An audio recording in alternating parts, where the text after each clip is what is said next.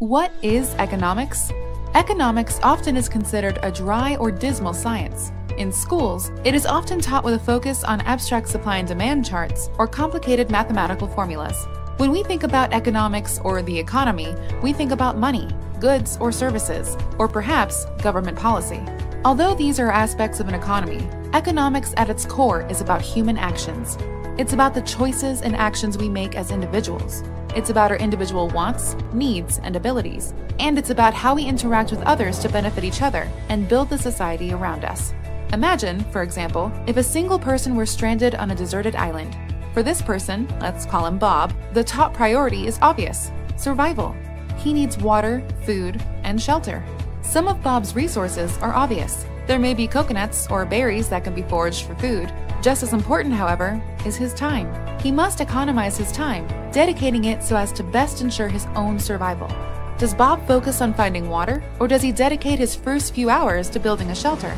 Right away, Bob is forced to make decisions about trade-offs, the costs of making one decision over another. Bob may decide that he can survive 3 days without water, and so focuses instead on creating a shelter for the night. Another person in this situation may choose differently, but it is Bob's individual judgment that guides the choices he makes. Bob's decision may not be the right one.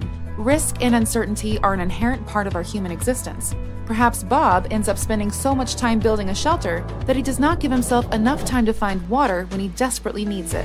Bob's decision affects the number of days he can survive on the island. In this case, his profit is measured in terms of the number of days he is able to live, having made this choice. A loss could be his death. Notice that Bob's economic decisions have nothing to do with money. They are simply the choices that he makes facing an uncertain future.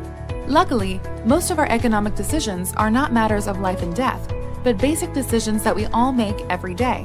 These decisions all have costs and benefits that must be weighed by the individual, and this is as true for every person anywhere in the world as it is for someone on a deserted island. Economics does not tell us what any individual should do. Instead, economics is about understanding the costs of our decisions, about understanding how we can create value by satisfying our wants and the wants of others, and about the ways that we as individuals all play a role in contributing to the rise or fall of human civilization. The question for each of us is, what role do we want to play?